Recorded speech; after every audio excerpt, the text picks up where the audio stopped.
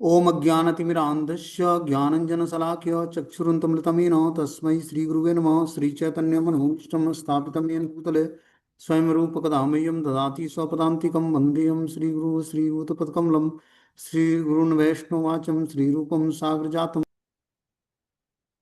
सगण रघुनाथान्वितं तं सजीवं साद्वैतं सावधूतं परिजनसहितं कृष्णचैतन्यदेवं श्रीराधाकृष्णपादान् सगुणललिता श्रीविशाखान्विताश्च नित्यानंदम नमस्तुभ्यं प्रेमानंदप्रदायते कलवकल्मषस्य नाशाय जानवीपतये नमः। नमो महावदन्याय कृष्ण प्रेम प्रदायते कृष्णाय कृष्ण चैतन्य नामने गौरद्विष नमः। पंचतत्वात्मकं कृष्णं भक्तरूप स्वरूपं भक्तावतारं भक्ताख्यं नमामि भक्तिशक्तिकं। हे कृष्ण करुणा सिंधु दीनबंधु जगत्पतये गोपेश गोपिकाकांत राधाकांत नमस्तुते तप्त कांचन गौरांगे श्री राधे वृंदावनेश्वरी वृषभानुसुते देवी प्रणमामि हरिप्रिये। वाञ्छाकल्पतरुभ्यश्च कृपा सिन्धुभ्येव च पतितानां पावनेभ्यो वैष्णवेभ्यो नमो नमः। जय श्री कृष्ण चैतन्य प्रभु नित्यानंद श्री अद्वैत गदाधर श्रीवासादि श्री गौर भक्तवृंद। हरे कृष्ण कृष्ण कृष्ण हरे हरे, हरे राम राम राम हरे हरे। तो इस बार हम लोग को भगवत गीता अध्याय 8 और श्लोक संख्या जो है 20 नंबर पढ़ना है। टाइटल है भगवत प्राप्ति। बोलते हैं परस तस्मात् भावो अन्यो अव्यक्तो अव्यक्त सनातनम य स सर्वेषु भूतेषु नत्यसु न विनश्यति। इसके अतिरिक्त एक अन्य अव्यय प्रकृति है जो शाश्वत है और इस व्यक्त तथा अव्यक्त पदार्थ से परे है। इस श्रेष्ठ और कभी न नाश होने वाली है। जब इस संसार का सब कुछ लय हो जाता है तब भी उसका विनाश नहीं होता है। भगवान यहाँ पर बताना चाहते हैं कि इसके अलावा एक अन्य अव्यय प्रकृति है जो शाश्वत है। ठीक है ना। हमने पढ़ा था कि जब जब ब्रह्मा का दिन आता है तो सारे जीव प्रकट होते हैं और ब्रह्मा की रात्रि होते ही वे असहाय अवस्था में विलीन हो जाते हैं। जब ब्रह्मा जी की दिन शुरू होती है तो सारे भगवान के शरीर श्वास छोड़ने मात्र से सारे जीवात्मा प्रकट होते हैं भौतिक संसार में। और जब ब्रह्मा जी की रात्रि शुरू होती है तो फिर असहाय अवस्था में भगवान में ही विलीन हो जाते हैं। भगवान श्वास अंदर खींचते हैं और सारी जीवात्मा उन्हीं में समाहित हो जाते हैं। इस तरह से सृष्टि का क्रिएशन और संहार होता है भगवान के द्वारा। तो वही बता रहे हैं कि इसके अतिरिक्त एक अन्य अव्यय प्रकृति है जो शाश्वत है। इस भौतिक संसार में ये कभी विनाश होता है और कभी क्रिएशन होता है, लेकिन इसके अलावा एक अव्यय प्रकृति है जिसका कभी विनाश नहीं होता है। वो परा और कभी नाशवान न होने वाला है, जो इस संसार का सब कुछ लय हो जाता है तो भी उसका विनाश नहीं होता है। ठीक है ना। वो है भगवत धाम। तो अब उसका वर्णन कर रहे हैं कि कृष्ण की पराशक्ति दिव्य और शाश्वत है। जो कृष्ण भगवान है उस उनकी जो पराशक्ति है वो दिव्य और शाश्वत शक्ति है। मतलब उसमें दिव्यता है और शाश्वत मतलब परमानेंट है, नाश नहीं होने वाला है। यह उस भौतिक प्रकृति के समस्त परिवर्तनों से परे है। उसमें जो भौतिक संसार में परिवर्तन होता है, ठीक है ना, जन्म मृत्यु जरा व्याधि या समय के अनुसार बहुत सारे इसमें जो है हमने बताया कि मनुष्य जन्म होता है तो उसमें बाल्यावस्था, फिर प्रौगंड अवस्था, फिर युवावस्था, फिर जो है प्रौढ़ावस्था, फिर उसके बाद हरासमेंट होता है, फिर वृद्धावस्था, फिर शरीर छूट जाता है। तो इस तरह से भौतिक संसार में जो भी वस्तुएं हैं या प्रकृति है उसमें कुछ ना कुछ हरासमेंट होता है, समय के साथ उसमें परिवर्तन होते हैं। लेकिन एक भगवान का जो दिव्य और शाश्वत पराशक्ति है वो भौतिक प्रकृति के समस्त परिवर्तनों से परे है, जो ब्रह्मा के दिन के समय व्यक्त और रात्रि के समय विनष्ट होती रहती है। कृष्ण की पराशक्ति भौतिक प्रकृति के गुण से सर्वथा विपरीत है। परा और अपरा प्रकृति की व्याख्या 7वें अध्याय में किया गया। तो इस तरह से हम लोगों ने परा और अपरा प्रकृति पढ़ा था। तो जो परा प्रकृति है वो भगवान की दिव्य शक्ति है और शाश्वत है। मतलब दिव्य शक्ति होने के साथ साथ वो शाश्वत शक्ति है जिसका कभी हरासमेंट नहीं होता है। लेकिन जो भौतिक संसार में हम जो भौतिक चीजों को देखते हैं या भौतिक शक्तियों को देखते हैं इसमें समय के साथ परिवर्तन होता है। आगे बता रहे कि अव्यक्तो अक्षरम यत्युक्तम तस्माहु परमाम गति यह प्राप्य न निवर्तन्ते तद्धाम परमम मम। जिसे वेदांती प्रकट और अविनाशी बताते हैं, जो परम गंतव्य है, जिसे प्राप्त कर लेने पर कोई वापस नहीं आता, वही मेरा परम धाम है। अब भगवान यहाँ पर अपने परम धाम का वर्णन करते हैं जहाँ हर एक जीवात्मा का डेस्टिनेशन है वास्तविक। उस डेस्टिनेशन को प्राप्त करना है। कृष्ण भक्ति करके क्या डेस्टिनेशन प्राप्त करना है वो हम भगवत गीता के माध्यम से जान सकते हैं। इसीलिए इसका टाइटल है भगवत प्राप्ति अध्याय का। बता रहे हैं जिसे वेदांती अप्रकट और अविनाशी बताते हैं, मतलब जो धाम है, परम गंतव्य है, जिसे प्राप्त कर लेने पर कोई वहां से वापस नहीं आता। एक है कि भौतिक संसार में हम शरीर त्याग करते हैं बिना भगवान की भक्ति किए हुए हैं, तो यमपुरी जाते हैं, सजा सुनते हैं और अलग अलग योनियों में हमारा जन्म होता है। ठीक है ना। और जन्म मृत्यु जरा व्याधि के चक्र में हमें हमेशा पड़े रहते हैं। लेकिन एक भगवान की पराशक्ति है जो अविनाशी है और अप्रकट है, मतलब साधारण जीवात्मा को वो प्रकट शक्ति दिखाई नहीं देगी। जो वेदांती है वो प्रकट और अविनाशी बताते हैं। जो परम गंतव्य जिसे प्राप्त कर लेने पर कोई वापस नहीं आता, वो भगवान का परम धाम है। तो बता रहे हैं कि ब्रह्म संहिता में भगवान कृष्ण के परम धाम को चिंतामणि धाम कहा गया है, कि चिंतामणि प्रकट सद सुकल्प वृक्ष लक्षावृते सुरभि रविपालयंतम। तो भगवान जो कृष्ण का परम धाम है वो चिंतामणि धाम है, जो ऐसा स्थान है जहाँ पर सारी इच्छाएं पूरी होती हैं। भगवान कृष्ण का परम धाम गोलोक वृंदावन कहलाता है। वह पारस मणियों से निर्मित प्रासादों से युक्त है। वहाँ पर वृक्ष भी हैं जो कल्पतरु हैं, जो इच्छा होने पर किसी भी तरह का खाद्य पदार्थ प्रदान करने वाली हैं। वह वहाँ गौवें भी ऐसी हैं जिन्हें सुरभि गाय कहा जाता है। वे अनंत दूध देने वाली हैं। इस धाम में भगवान की सेवा के लिए लाखों लक्ष्मियां हैं। वे आदि भगवान गोविंद समस्त कारणों के कारण कहलाते हैं। भगवान बंसी बजाते रहते हैं। उनका दिव्य स्वरूप समस्त लोकों में सर्वाधिक आकर्षक है। उनके नेत्र कमल तलों के समान है। उनका शरीर मेघों के वर्ण का है। वे इतने रूपवान हैं कि उनका सौंदर्य हजारों कामदेव को मात देने वाला है। वे पीत वस्त्र धारण करते हैं, उनके गले में माला रहती है और केसों में मोरपंख लगाते हैं। भगवत गीता में भगवान कृष्ण अपने निजी धाम गोलोक वृंदावन का संकेत मात्र करते हैं, जो आध्यात्मिक जगत में सर्वश्रेष्ठ लोक है। इसका विशद वृतांत ब्रह्म संहिता में कहा गया है। तो देखो, जो डेस्टिनेशन हमें प्राप्त करना है भगवान की भक्ति करके, या भगवत धाम जाना है, या भगवान को प्राप्त करना है, या भगवान के साथ निवास करना है, तो उसके बारे में पूरा परिचय होगा तभी तो हम वहां पर जाएंगे। जैसे मान लो कि किसी के घर पे हमें जाना है, तो उनके बारे में हम जानते हैं, तब जाकर वहां पर हम उनके साथ रहने का निर्णय लेते हैं। ठीक है ना? वैसे ही भगवान के धाम जाना है भगवान की सेवा करने के लिए। ठीक है ना? ये आध्यात्मिक जो हम एक्टिविटी करते हैं, इसका उद्देश्य क्या है? कि भगवान की प्रेममयी सेवा को प्राप्त कर लेना। ठीक है? तो भगवान की प्रेममयी सेवा कैसे प्राप्त होगी? जब हम हरे कृष्ण मंत्र का ध्यान पूर्वक जप करते हैं, शास्त्रों को पढ़ते हैं, तो धीरे धीरे हम आध्यात्मिक एक्टिविटी करने से पहले तो हमारा पाप नष्ट होता है सारा। जो भी हमारे पूर्व जन्म के अलग अलग संस्कार अलग अलग योनियों में भटकते आए, और बहुत सारे हमने पाप कर्म किए, जिसके कारण ये मनुष्य शरीर मिला जिसमें दुख और सुख की अनुभूति होती है। तो हमने क्या बताया कि अपने पाप कर्मों को भोगते हुए व्यक्ति को बहुत ही कष्ट होता है। ठीक है ना? त्रैताप इस भौतिक संसार में हमें मिलता है। एक तो होता है कि हमें आस पड़ोस के लोगों से या अपने घर परिवार के लोगों से कष्ट मिलता है। वो कौन सा कष्ट को कहलाता है? आदि भौतिक क्लेश। ये भौतिक क्लेश है जो हमें प्रताड़ित करता है, हमारे मन बुद्धि को प्रताड़ित करता है, और हम बहुत ही उससे प्रभावित होते हैं। ये अपने किए हुए कर्मों के परिणाम के फलस्वरूप हमें ये आदि भौतिक क्लेश मिलता है, जो कि अपने परिवार के जनों से, अपने आस पड़ोस के लोगों से, पड़ोसियों से, घर परिवार से ऐसा कष्ट मिलता है कि जीवात्मा भगवान की तरफ मुड़ता है। ठीक है ना? दूसरा है आदि दैविक क्लेश, जो दैवी प्रकोप से आता है, जैसे बाढ़ आना, सुनामी आना, और जो है भूकंप आना, या हैजा प्लेग, इस तरह की बीमारियां फैल जाना, ये सब दैवी प्रकोप है।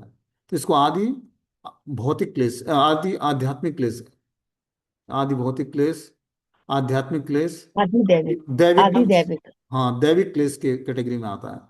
ये दैवी प्रकोप प्रकोप के कारण होता है। तीसरा है आध्यात्मिक क्लेश। आध्यात्मिक क्लेश बहुत ही सटल रूप से होता है, वो मन बुद्धि में उत्पन्न होता है। ठीक है ना? ये भी हमारे पूर्व जन्म के संस्कारों के कारण ऐसा कष्ट आता है हमारे जीवन में। तो उस कष्टों को भोगते हुए व्यक्ति को बहुत ही, जो आध्यात्मिक क्लेश है उसको जब वो भोगना शुरू करता है, उसको पता नहीं लगता कि किस कारण से हो रहा है। मन बुद्धि का क्लेश ऐसा कष्ट देता है वो व्यक्ति को, कि जैसे मान लो कि अभी व्यक्ति सामने बैठकर बातचीत कर रहा है, और कुछ ही देर बाद वो क्लेश उत्पन्न हुआ और वो सुसाइड करने को तैयार हो गए। ऐसा होता है बहुत सारे केस में, कि नॉर्मली बैठकर व्यक्ति बातचीत करता होता और अचानक उसके दिमाग में क्या आया कि सुसाइड कर लिया उसने। कि अभी तो मिला तो बहुत ही खुश था, बहुत ही अच्छे तरीके से बात कर रहा था, और उसके अचानक ऐसा क्या होगा कि जिसके कारण वो ऐसा कर लिया। ये क्या है? आध्यात्मिक क्लेश उसके हृदय में बहुत लंबे समय से ये उसको प्रभावित कर रहा था। तो ये तीनों क्लेश हमारे पूर्व संस्कारों के आधार पर हमें मिलते हैं। ठीक है ना? इस क्लेशों से छुटकारा प्राप्त करने करके हम जब भगवान की भक्ति करते हैं, तो इस क्लेशों से हमें छुटकारा मिलता है। क्लेशाग्नि, ये नाम हमारे सारे क्लेशों को समाप्त कर दे, जलाकर समाप्त करके, और फिर ये हमें क्या करता है? हमारे हृदय को सुशीतल बनाता है। तो चित्त का जब दर्पण साफ होता है, तो ऐसे ही नहीं साफ हो जाता है। लंबे समय तक जब व्यक्ति भजन करेगा, और कैसा भजन? सारी चिंताओं से मुक्त होकर भगवान का भजन करना पड़ेगा। इसीलिए पारिवारिक जीवन में रहने वाले व्यक्ति को तपस्या, दान और यज्ञ, अपने बद्ध जीवात्मा के भजन से जो है भगवान प्रसन्न नहीं होते हैं। इसीलिए उसको क्या करना चाहिए, महत् पुरुषों की सेवा करनी चाहिए। जो महात्मा व्यक्ति है, उसकी जब व्यक्ति सेवा करेगा, उसकी कृपा से भजन हो पाएगा। भगवत भजन अपने साधारण देखने में हरे कृष्ण मंत्र लगता है कि हरे कृष्ण कृष्ण कृष्ण हरे हरे राम राम राम, बहुत ही साधारण व्यक्ति मतलब मंत्र है, और सभी लोग जाप कर सकते हैं। जाप तो कर सकते हैं, लेकिन क्लेशों से छुटकारा प्राप्त करने के लिए, जाप करने के लिए हमें उसको भगवान को ऑफरिंग करने, हमारी जपा भगवान को ऑफरिंग हो, इसके लिए हमें पहले तो आध्यात्मिक गुरु की शरण ग्रहण करनी है। पहला ही गुरु पादाश्रय ग्रहण करना। रूप गोस्वामी पहला मेथड ही बताते हैं कि गुरु पादाश्रय ग्रहण करके जब व्यक्ति गुरु के द्वारा मंत्र सुनता है और उनके द्वारा दिए हुए माला पे जप करता है, तब उसका आध्यात्मिक जीवन शुरू होता है। उससे पहले जो हम जपा करते हैं, वो हमारे गुरु से हमें मिलाता है कि हमारे वास्तविक गुरु क्या है। ये हरि नाम हमारा सब कुछ हमें प्रदान करने वाला है। समझ रहे बात को। जब हमारी नाम का ध्यान पूर्वक जप करते हैं, तो हमारे वास्तविक गुरु कौन है, उनसे हमें परिचय कराता है, और ये हमारे सारे क्लेशों को समाप्त करके हमें आध्यात्मिक जीवन में स्टेबल करता है, आध्यात्मिक जीवन में हमें स्थिर कर देता है। तो हमें जब लंबे समय तक जब हम व्यक्ति भगवान का भजन करेगा, लेकिन आश्रय लेगा जब गुरु तत्व का, तब जाकर धीरे धीरे उसके हृदय में आध्यात्मिकता का उदय होगा, भगवान की भक्ति जागृत होगी। और धीरे धीरे जब जागृत होगी भगवान की भक्ति, तो समस्त क्लेश उसके नष्ट हो जाएंगे, और चित्त का दर्पण साफ हो जाएगा, और फिर जो है उसमें आनंदाम बुद्धिवर्धनम स्थिति प्राप्त होगी। आनंद और बुद्धि का वर्धन होने लगेगा। आनंदाम बुद्धिवर्धनम प्रतिपदम पूर्णामृत आस्वादनम, फिर हरिनाम अमृत के समान लगने लगेगा। और इस प्रकार जीवात्मा भगवान की भक्ति करके धीरे धीरे ब्रह्मभूत अवस्था प्राप्त करता है, मतलब आत्म साक्षात्कार की स्थिति प्राप्त कर लेता है। वो जान जाता है कि मैं शरीर नहीं हूँ, आत्मा हूँ। आत्मा मतलब भगवान का अंश हूँ। अब हमारी शरीर नहीं हूँ, आत्मा हूँ, तो हमारा धर्म क्या है, तो भगवान की सेवा करना। देखो, इस भौतिक संसार में व्यक्ति जीवात्मा सेवा करने के लिए बना है। वो सेवा या तो माया की करेगा या भगवान की करेगा। माया की करेगा तो हमेशा दुखी रहेगा, माया दास सदा उदास। और कृष्णदास बिंदास। तो बिंदास बनना है तो हमें कृष्ण का दास बनना पड़ेगा। तो कृष्ण की दो शक्तियां हैं, तीन शक्तियां हैं। तटस्थ शक्ति में हम जीवात्मा हैं, भगवान की एक एक्सटर्नल पोटेंसी है, वो है श्रीमती दुर्गा देवी। वो क्या है, भौतिक शक्ति है भगवान की। इस भौतिक सृष्टि का जो संचालन करते हैं भगवान शिव और माता पार्वती के द्वारा होता है। तो भगवान की बहिरंग शक्ति है, माया देवी है। वो जीवात्मा को इस भौतिक संसार में भ्रमित करके रखती है। ठीक है ना।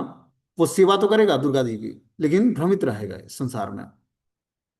लेकिन उसको माता प्रताड़ित करके धीरे धीरे कृष्ण की तरफ मोड़ती है अपनी कृपा से। क्योंकि कृष्ण भक्ति भगवान शिव और माता पार्वती देवी जो दुर्गा देवी है उसकी कृपा से मिलता है। महत् पुरुषों की सेवा करने से, या पंच जो कर्म कांड के नियमों में पंच देवता हैं, गणेश जी, माता पार्वती मतलब शिव जी की पत्नी दुर्गा, और शिव जी, और सूर्यदेव, और गणेश जी, इस पंच देवताओं की कृपा से भगवान की भक्ति प्राप्त होती है। भगवान की भक्ति प्राप्त हो गई। अब हम महत् पुरुषों की जब सेवा करेंगे, तब हम आध्यात्मिक जीवन में धीरे धीरे प्रोग्रेस करेंगे। महत् पुरुषों मतलब जो महात्माओं हैं, जो कृष्ण भक्ति में लगे हुए हैं, उस महत् पुरुषों की सेवा करके ही हम आध्यात्मिक जीवन में प्रोग्रेस कर सकते हैं। तो इस प्रकार हमें क्या करना चाहिए, महत् पुरुषों की सेवा करके हम आध्यात्मिक जीवन में प्रोग्रेस कर पाएंगे। और देखो, ये जीवन जो है बहुत ही रेयर मिला, मनुष्य जीवन। ठीक है ना। रेयर मिला, उसमें अगर जो भगवान की भक्त मिल जाए, और भगवान की भक्ति मिल जाए, तो इससे बड़ा कोई चांस नहीं दिया भगवान ने। तो हमने बताया कि भगवान की जो बहिरंग शक्ति है माता दुर्गा देवी, उसकी सेवा करके व्यक्ति भौतिक संसार में भ्रमित रहता है। उसको कष्टों का रियलाइजेशन, जब वो कृपा करेंगी माता दुर्गा, तो आपको कष्टों का रियलाइजेशन होगा कि कोई अपना नहीं है जी। इस भौतिक संसार में सब स्वार्थ से एक दूसरे से जुड़ते हैं, और कोई अपना नहीं है। ये रियलाइजेशन माता दुर्गा कराती है त्रैताप देके। अपने आस पड़ोस के लोग, भूकंप भूचाल ये सब चीजें आएंगी, और मानसिक और आध्यात्मिक क्लेश जब उत्पन्न होगा, तब हमें रियलाइज कि अपना इस भौतिक संसार में कोई नहीं है। तब जीवात्मा खोज शुरू करता है कि हमें परम शांति कहाँ मिलेगी। तो जैसे ही खोज शुरू करेगा, वैसे उसको भगवान के भक्त मिल जाएंगे। ये किसकी कृपा से हुआ, उसी माता दुर्गा देवी की कृपा से। और फिर जीवात्मा भगवान के भक्तों की कृपा से धीरे धीरे भगवान की भक्ति को प्राप्त करता है। ये जन्म पत्री में नहीं लिखा कि आपको कृष्ण भक्ति करके भगवान के धाम जाएंगे। ये किसी ज्योतिषाचार्य आपको नहीं बताया। ये कैसे मिला? देवी देवताओं की और भगवान और भगवान के भक्तों की कृपा से मिला भक्ति। अब वो धीरे धीरे क्या होगा, माया दुर्गा देवी की कृपा काम करेगी और धीरे धीरे भगवान की इंटरनल पोटेंसी श्रीमती राधा रानी की शरण ग्रहण करेगा। राधा रानी, श्रीमती राधा रानी जो है भगवान की इंटरनल पोटेंसी है, मतलब अंतरंग शक्ति है। तो जब जीवात्मा बहिरंग शक्ति से छूटकर अंतरंग शक्ति की शरण ग्रहण करता है तो माता श्रीमती राधा रानी क्या करती है, उसको नरिशमेंट देती है। जैसे बच्चा गंदा कर देता है तो पिता उसको उठाता नहीं है, वो माता को दे देता है कि सफाई करके ले आ, गंदा कर दिया इसने। तो उसी तरह श्रीमती राधा रानी की जब व्यक्ति शरण ग्रहण करता है तो श्रीमती राधा रानी उसके पूर्व जीवन के जो भी जितने भी पाप कर्म हैं सबको नष्ट करती हैं धीरे धीरे उस जीवात्मा के। और फिर उसको इस काबिल बनाती हैं कि भगवान श्री राधा श्याम सुंदर के श्री चरणों में सेवा कैसे कर पाएगा। और फिर उसको सेवा का अधिकार प्रदान करती है श्रीमती राधा रानी कि श्याम सुंदर की क्या सेवा करेगा। तो हमें श्रीमती राधा रानी की शरण कैसे ग्रहण करती है? इस महामंत्र का जाप करके। ठीक है ना? नाम नहीं कि राधा नाम जप करके हम राधा रानी को प्रसन्न कर लेंगे, ऐसा नहीं है कुछ। ऐसा सिद्धांत नहीं है। ये सारे लोग फ्लॉप हो जाएंगे धीरे धीरे। आप देखोगे जितने भी राधा राधा करने वाले लोग हैं सब धीरे धीरे फ्लॉप हो गए और खत्म हो गए। जब तक व्यक्ति प्रमाणिक संप्रदाय में प्रमाणिक आचार्यों को फॉलो नहीं करेगा तब तक उसका ज्यादा दिन तक भीड़ लगेगा नहीं। और स्वयं भगवान श्री चैतन्य महाप्रभु प्रकट होकर इस महामंत्र का उद्घाटन किया। उन्होंने बताया कि इस महामंत्र की सहायता से ही कलयुग के जीवों का निस्तार संभव है। तो जब तक हम प्रमाणिक मंत्र का जाप नहीं करेंगे तब तक राधा राधा करते रहेंगे, कुछ मिलने वाला नहीं है। क्योंकि राधा रानी की युगल उपासना होती है। राधा कृष्ण के साथ राधा रानी का अस्तित्व है, बिना कृष्ण के राधा रानी का कोई अस्तित्व नहीं है। कुछ ना करने से तो चलो बढ़िया है कि राधे राधे करते हैं, लेकिन राधे राधे करना ब्रजवासियों के लिए, जो ब्रज के अंदर स्थिर है, ब्रज में रहता है, वो राधे राधे कर सकता है, जिसका ब्रज में जन्म हुआ है।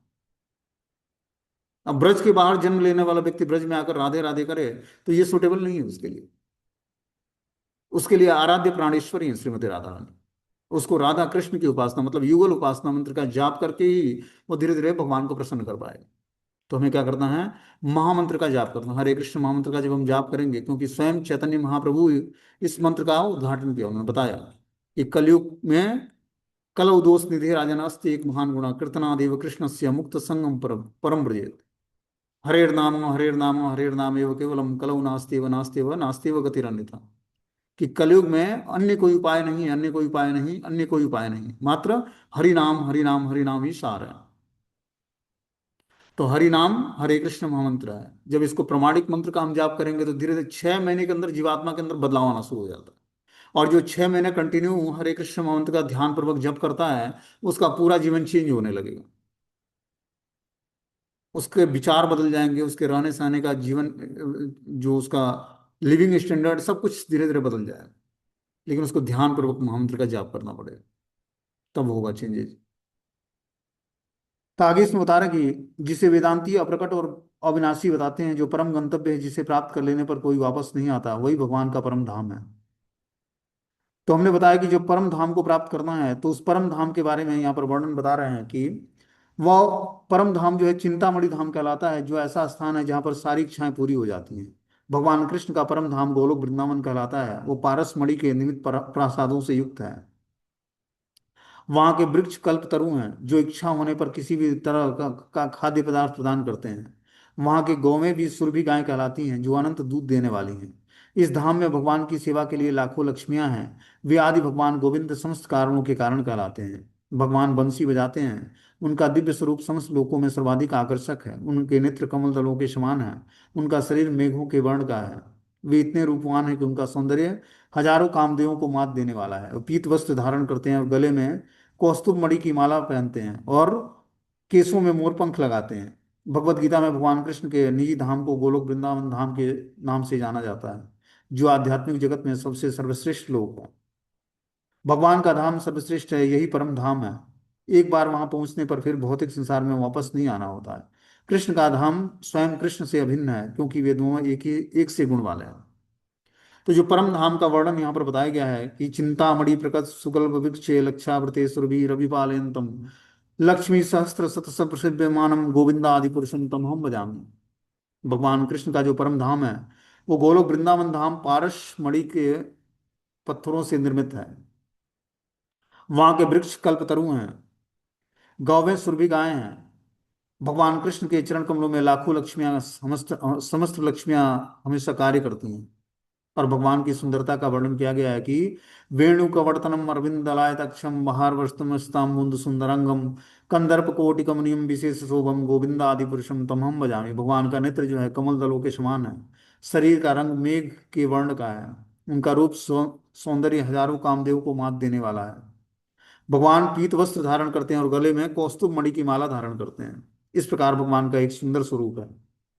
जिस भगवान को प्राप्त करना है और जिस भगवान के धाम जाना है उसका वर्णन शास्त्र ये बताता है। बोलते हैं पुरुषम स परम पार्थम भक्त्या लभस्व अन्यन्या यस्यांतम अस्थानि भूतानि येन सर्वमिदं ततः। भगवान जो सबसे महान है अनन्य भक्ति द्वारा ही प्राप्त किए जा सकते हैं। यद्यपि वे अपने परम धाम में विराजमान रहते हैं तो भी वे सर्वव्यापी हैं और उनसे उनमें सब कुछ स्थिर है।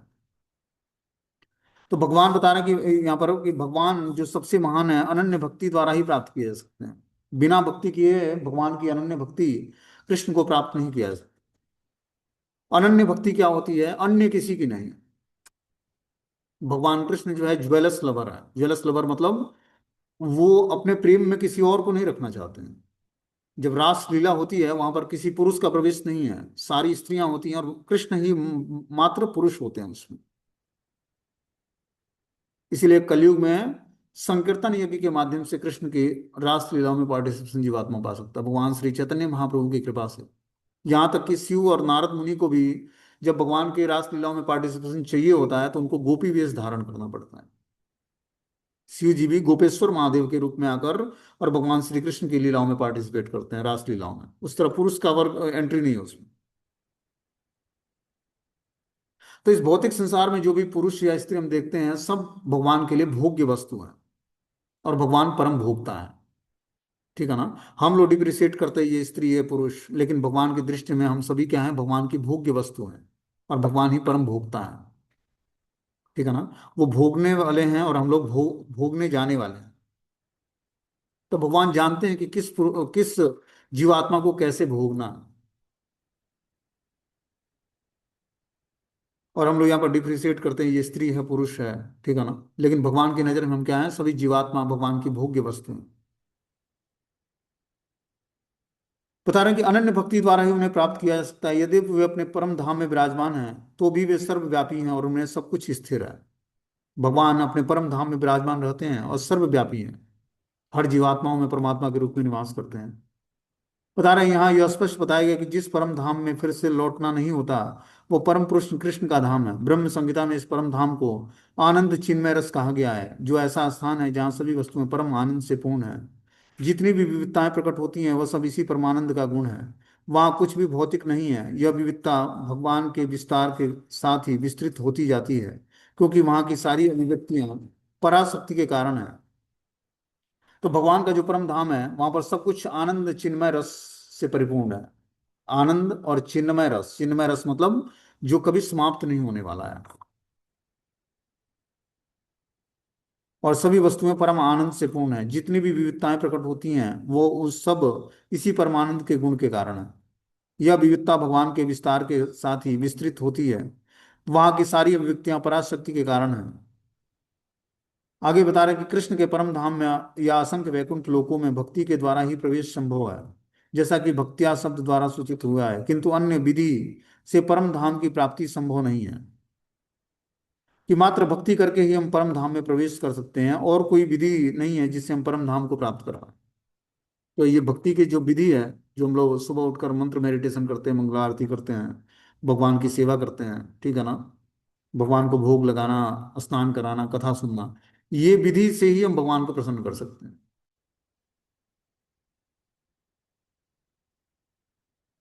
मैं यहाँ पर वृंदावन में रहता तो ब्रजवासी देखते हैं अकेले रहता है और बहुत ही छोटा सा रूम है। ठीक है ना? बड़े रूम में कंसंट्रेशन नहीं बनता, एकाग्रता नहीं बढ़ती।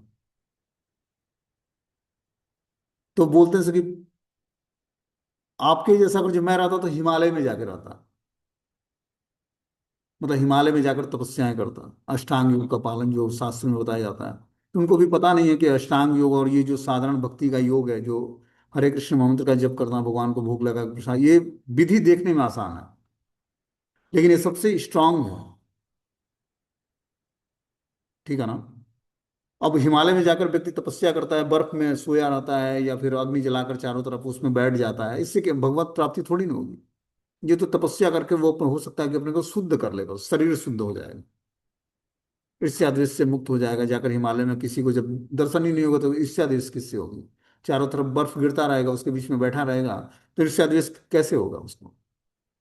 लेकिन ये जो भक्ति का विधि है, ये हम संसार, भौतिक संसार में रहते हुए सांसारिक व्यक्तियों के बीच में हम बहुत ही जल्दी शुद्ध हो पाएंगे इस विधि का पालन करके। तो जब हम भक्ति को दृढ़तापूर्वक करते हैं तो ये विधि आसान देखने में लगती है, लेकिन आसान है नहीं। ठीक है ना, कि चैंटिंग करना है, डांसिंग करना, फिस्टिंग करना, नाम जप करना है, और भगवान के सामने नृत्य करना है, और प्रसाद खाना है, देखने में बहुत ही आसान है, लेकिन आसान नहीं है। जब हम इसको धीरे धीरे जब हम स्वीकार करेंगे, करने का प्रयास करेंगे, तब पता लगेगा कि ये भक्ति की विधि बहुत ही टफ है। बहुत ही एकाग्रता चाहिए, धीरे धीरे हमारा कंसंट्रेशन एकाग्र मतलब एकाग्रता बढ़ती जानी चाहिए दिन पर दिन। और तब जाकर एकांतिक भक्ति को प्राप्त करके जीवात्मा, देखो, पहले हम समूह में आते हैं, समूह में भक्ति करने का प्रयास करते हैं कि 10 20 25 लोग एक साथ बैठकर भक्ति करते हैं, कथा सुनते हैं, नाम जप करते हैं, प्रसाद खाते हैं, नाचते हैं, नृत्य करते हैं। लेकिन डिस्टिनेशन सबका अलग अलग होता है। समय के साथ साथ सब एक दूसरे से बिछड़ जाएंगे। जैसे जैसे भक्ति का व्यक्ति का स्टैंडर्ड होगा, गुरु की कृपा होगी, उसी हिसाब से उसके अंदर धीरे धीरे भक्ति का कल्टीवेशन होगा। तो हमें अपने को इतना स्ट्रांग बना लेना है भक्ति करके, सीख के, शास्त्रों को पढ़कर, नाम जप करके, भक्ति में सेवा करके, इस समय के अनुसार जब हमारे एग्जाम हो तो उस एग्जाम में हम सक्सेस हो पाए, पास हो पाए। आध्यात्मिक जीवन में मन बुद्धि हमारा एग्जाम लेता है। ठीक है ना। आस पड़ोस के लोग, डिवोटीज, गुरु, सब धीरे धीरे हमारे एग्जामिनर बन जाएंगे, और उनके द्वारा दिए हुए क्वेश्चंस को हमें पास करना पड़ेगा। हर एक एक्टिविटी आपकी चेक होगी कि आप कहाँ कहाँ धीरे धीरे फॉल्ट करते हो, कहाँ आप डिविएट हो जाते हो, कहाँ आप सुरक्षित रहते हो। उन सारी चीजों को अपने अंदर जो है कल्टीवेट करना है, गुणों के अनुसार उन दिव्य गुणों को धारण करेंगे, तो धीरे धीरे सारे एग्जाम पास कर जाएंगे, और तब जाकर भक्ति हमें प्राप्त होगी। शुद्ध भक्ति, देखो भक्ति भी कई प्रकार की है। एक साधना भक्ति के स्टेज पर हम जब साधना भक्ति करते हैं, मन बुद्धि को एकाग्र करने का प्रयास करते हैं, तो कनिष्ठ लेवल पर हम भक्ति करते हैं अभी। कनिष्ठ लेवल से आगे बढ़ेंगे तो मध्यम लेवल की भक्ति आएगी, और फिर उत्तम लेवल की, उत्तम अधिकारी। तो उत्तम अधिकारी जब व्यक्ति बनता है तो वो ब्रह्मभूत प्रसन्न आत्मा, न सोचति न कांक्षति, सम सर्वेषु भूतेषु मद भक्ति लभते प्राण। तो वो ब्रह्मभूत प्रसन्न आत्मा, मतलब आत्म साक्षात्कार की हायर स्टेज को प्राप्त कर लेता है। तब वो क्या करता है, धीरे धीरे प्रसन्न आत्मा होता है। भौतिक संसार में सब व्यक्ति दुखी आत्मा है, ठीक है ना, क्योंकि उसको मन बुद्धि प्रताड़ित करती है, आस पड़ोस के लोग प्रताड़ित करते हैं। कभी गर्मी, कभी सर्दी, कभी धूप, बरसात, सब कुछ उसको प्रभावित करता है। और चिल्लाता है, खोजता है, मैं किससे बात करूं जिसके कारण मैं अपने कष्टों को बताऊं और धीरे धीरे हल्का हूं। लेकिन क्या है, उसके कष्ट समाप्त नहीं होंगे। वो जितना ही उसको गुणगान करेगा उतना ही कष्ट बढ़ता जाएगा। जैसे ऑपरेशन थिएटर में मरीज पड़ा होता है, तो पहले ऑपरेशन करने से पहले उसको सूना किया जाता है कि चिल्लाए ना। तो उसी तरह भौतिक संसार में भगवान जब ऑपरेशन करते हैं, उसके कर्मों के हिसाब से उसको जब प्रताड़ित किया जाता है, तो चिल्लाने लगता है। यहाँ पर सूने करने का कोई व्यवस्था नहीं है। तो सोचता है मैं किससे बात करूं, कौन हमारी प्रॉब्लम्स को समझेगा। और वो प्रॉब्लम का खुद जिम्मेदार है। उसकी समस्याओं का जिम्मेदार दूसरा कोई नहीं है, उसकी समस्याओं का जिम्मेदार वो खुद है। अब उसको क्या करना पड़ेगा, चुप होकर उस समस्याओं को सहते हुए भगवान की तीव्रता से नाम जप करना पड़ेगा। शास्त्रों को पढ़ना पड़ेगा, श्रीमद् भागवतम, भगवत गीता के ग्रंथों को जब पढ़ेगा, नाम जप करेगा, और अपने किए हुए पूर्व जन्म के पापों पर प्रायश्चित करेगा, तब उसके सारे पाप धीरे धीरे भगवान नष्ट कर देंगे। प्रायश्चित बहुत महान हथियार है। अपने पाप कर्मों को किसी और से कहकर अपने कर्मों से छुटकारा प्राप्त नहीं किया जा सकता है। मात्र भगवत नाम का आश्रय लेकर ही जीवात्मा अपने पाप कर्मों से छूट सकता है। क्योंकि भगवान के द्वारा प्रताड़ना शुरू होती है। जब वो प्रताड़ित करते हैं तो जीवात्मा चिल्लाता है, मैं किससे अपने कष्टों को बताऊं, कौन हमारी बातों को समझेगा। और कोई भी आपकी बातों को नहीं समझेगा, क्योंकि कर्म आपने किया है, तो आपके कर्मों का परिणाम आपको भोगना पड़ेगा, और सभी भोग रहे हैं। तो हमें क्या करना पड़ेगा? आश्रय लेना पड़ेगा भगवान का, और अपने कर्मों के लिए प्रायश्चित करना पड़ेगा। हे प्रभु, हमने कौन सा ऐसा कर्म किया है जो हमें सारे लोग प्रताड़ित कर रहे हैं? और किस लिए प्रताड़ित कर रहे हैं? कि बेटा तू भगवान की तरफ मुड़ जा। और जिद्दी जीवात्मा भगवान की तरफ मुड़ता नहीं है। आसक्ति, अटैचमेंट ऐसा होता है, उसको लगता है ये वस्तु हमारी है, ये पुत्र, ये धन दौलत घर गृहस्थी हमारी है, सब हमने सिरजाया है। हमने कुछ नहीं सिरजाया है। कर्मों के अनुसार मिला और कर्मों के अनुसार छूट जाना है सब। हमें क्या करना है? तीव्रता से भगवत भजन में जुड़ना है, भगवान के चरित्र को समझना है, सुनना है। तब जाकर जन्म कर्म चमे दिव्यम योयम युवेति तत्वतः तत्वादेह पुनर्जन्म नयति मामेति सुअर्जुन। जब व्यक्ति जन्म और कर्म की दिव्य प्रकृति के भगवान को जान जाता है, तब वो शरीर त्यागने के बाद इस भौतिक संसार में नहीं आता है, बल्कि भगवान के दिव्य धाम को प्राप्त कर लेता है। तो दिव्यता के स्तर पर जब हम भगवान की भक्ति करेंगे, तब अपने पाप कर्मों से छूट पाएंगे। सब अपने अपने पाप कर्मों में जूझ रहे हैं, समझ रहे हो बात?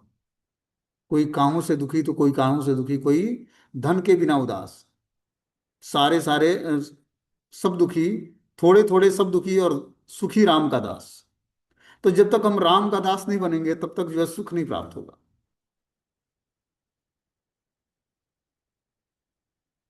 कोई शरीर से परेशान है, कोई मन से परेशान है, कोई धन से परेशान है, कोई तन से परेशान है, सब परेशान है। तो हमें क्या करना पड़ेगा? मात्र राम का दास बनने पर ही हम सुखी होगा। और राम का दास बनने के लिए हमें राम का नाम लेना पड़ेगा। महामंत्र का जब हम जाप करेंगे, तो धीरे धीरे हम ऐसी स्थिति को प्राप्त करेंगे। और प्रायश्चित करना पड़ेगा। जितना ही इस भौतिक संसार में कष्ट मिले, उतना ही तीव्रता से भगवान की शरण ग्रहण करें। शरण कैसे ग्रहण करेंगे? महामंत्र की सहायता से, गुरु के आश्रय लेकर, शास्त्रों का आश्रय लेकर। शास्त्र में जो बातें बताई जाती है, सुनने के लिए नहीं है, इसको प्रैक्टिकली जीवन में उतारना है। जो हम क्लास के माध्यम से सुनते हैं, इसको प्रैक्टिकल जीवन में कैसे करना है? हमें हरे कृष्ण महामंत्र का जाप करना है, भगवत प्रसाद खाना है, एकादशी व्रत रखना है, भगवान को 3 टाइम प्रणाम करना है, शास्त्रों को पढ़ना है, ठीक है ना? महामंत्र का ध्यान पूर्वक जप करना है, भक्तों का संग करना है, अपने पाप कर्मों पर प्रायश्चित करना है, अपने कष्टों को, अपने समस्याओं को दूसरे से बोलना नहीं है, उसको क्रिटिसाइज नहीं करना है जो हमें कष्ट दे रहा है, उसको ग्लोरीफाई करना है। बहुत कष्ट, बहुत ही दयनीय स्थिति है।